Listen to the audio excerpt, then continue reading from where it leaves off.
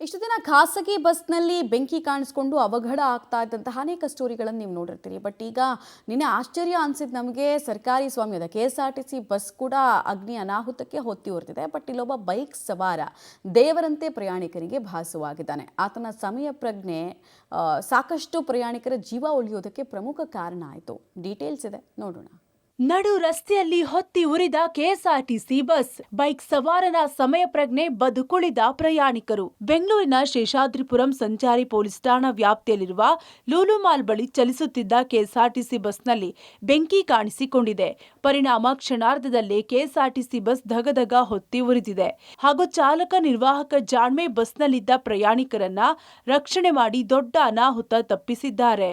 ಬೆಂಗಳೂರಿನ ನಡು ರಸ್ತೆಯಲ್ಲಿ KSRTC ಬಸ್ ಒತ್ತಿ ಉರಿದಿರುವಂಥ ಘಟನೆ ನಡೆದಿರುವಂಥದ್ದು. ಸದ್ಯ ಬೆಂಗಳೂರಿನ ಲೂಲು ಮಾಲ್ ಬಳಿ KSRTC ಬಸ್ ಸಂಪೂರ್ಣವಾಗಿ ಒತ್ತಿ ಉರಿದಿರುವಂಥ ಪರಿಣಾಮ ಸುಟ್ಟು ಕರಕಲಾಗಿರುವಂಥದ್ದನ್ನು ನಾನು ತೋರಿಸ್ತಾ ಇದ್ದೀನಿ ನಿಮಗೆ. ಸಂಜೆ ಅಂದರೆ ರಾತ್ರಿ 10:20 ಸುಮಾರಿಗೆ ಮೆಜೆಸ್ಟಿಕ್ನಿಂದ ಶಿವಮೊಗ್ಗ ಹೋಗ್ತಿದ್ದಂಥ KSRTC ಬಸ್ನಲ್ಲಿ ಬೆಂಕಿ ಕಾಣಿಸ್ಕೊಂಡಿರುವಂಥದ್ದು. ಪರಿಣಾಮ ಸಂಪೂರ್ಣ KSRTC ಸುಟ್ಟು ಕರಕಲಾಗಿರುವಂಥದ್ದನ್ನು ನಾನು ನಿಮಗೆ ತೋರಿಸ್ತಾ ಇದ್ದೀನಿ. ಶಿವಮೊಗ್ಗಕ್ಕೆ ಹೋಗ್ತಿದ್ದಂಥ ಪ್ಯಾಸೆಂಜರ್ ಬಸ್ನಲ್ಲಿ ಯಾವಾಗ ಬೆಂಕಿ ಕಾಣಿಸ್ಕೊಳ್ಳುತ್ತೋ ಆ ಕೂಡಲೇ ಎಚ್ಚೆತ್ತಂತಹ ಬಸ್ ಸಿಬ್ಬಂದಿಗಳು ಅವರೆಲ್ಲರನ್ನೂ ಕೂಡ ಇಳಿಸುವಂಥ ಕೆಲಸವನ್ನು ಮಾಡಿದ್ದಾರೆ. ಸದ್ಯ ಯಾವುದೇ ರೀತಿಯ ಪ್ರಾಣಾಪಾಯ ಸಂಭವಿಸಿಲ್ಲ. ಜೊತೆಗೆ ಬೆಂಕಿಗೆ ಈಗಾಗಲೇ KSRTC ಬಸ್ ಸಂಪೂರ್ಣವಾಗಿ ಸುಟ್ಟು ಕರಕಲಾಗಿರುವಂಥದ್ದು. ಕಾರಣ ಮೇಲ್ನೋಟಕ್ಕೆ ಬಸ್ನಲ್ಲಿ ಡೀಸೆಲ್ ಲೀಕೇಜ್ ಆಗಿತ್ತು ಅನ್ನುವಂಥ ಒಂದೇ ಒಂದು ಕಾರಣಕ್ಕೆ ಈ ಬೆಂಕಿ ಹೊತ್ತಿಕೊಂಡಿದೆ ಅನ್ನುವಂಥ ಮಾಹಿತಿಗಳು ಕೂಡ ಇರುವಂಥದ್ದು. ಸದ್ಯ ಈಗಾಗಲೇ ಘಟನೆ ಸಂಬಂಧಪಟ್ಟಂತೆ ಘಟನಾ ಸ್ಥಳಕ್ಕೆ ಮಾಗಡಿ ರೋಡ್ ಪೊಲೀಸರು ಬಂದು ಪರಿಶೀಲನೆ ಮಾಡುವಂಥ ಕೆಲಸವನ್ನು ಮಾಡ್ತಿರುವಂಥದ್ದು. ಅದರ ಜೊತೆಗೆ ಯಾವಾಗ ಬೆಂಕಿ ಹತ್ಕೊಳ್ಳುತ್ತೆ ಆ ಕೂಡಲೇ ಫೈರ್ ಇಂಜಿನ್ ಅವರಿಗೆ ಮಾಹಿತಿ ನೀಡ್ತಾರೆ. ಫೈರ್ ಇಂಜಿನ್ ಸಿಬ್ಬಂದಿಗಳು ಬಂದು ಬೆಂಕಿಯನ್ನು ನಂದಿಸುವಲ್ಲಿ ಈಗಾಗಲೇ ಯಶಸ್ವಿಯಾಗಿರುವಂಥದ್ದು. 2 ಫೈರ್ ಇಂಜಿನ್ ಗಾಡಿಗಳು ಬಂದು ಬಸ್ನಲ್ಲಿದ್ದಂಥ ಬೆಂಕಿ ನಂದಿಸುವಂಥ ಕೆಲಸವನ್ನು ಮಾಡಿರುವಂಥದ್ದು.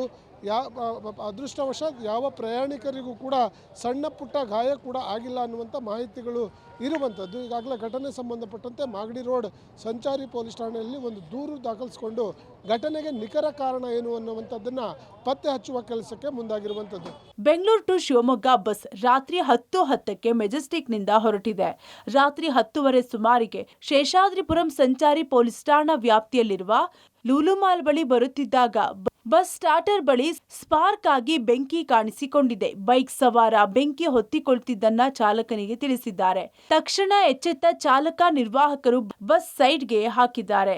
ಅರ್ಜೆಂಟ್ ಆಗಿ ಬಸ್ನಲ್ಲಿದ್ದ 21 ಪ್ರಯಾಣಿಕರನ್ನು ಇಳಿಸಿದ್ದಾರೆ. ಜೊತೆಗೆ ಅವರ ಲಗೇಜ್ಗಳನ್ನು ಕೂಡ ಇಳಿಸಿದ್ದಾರೆ.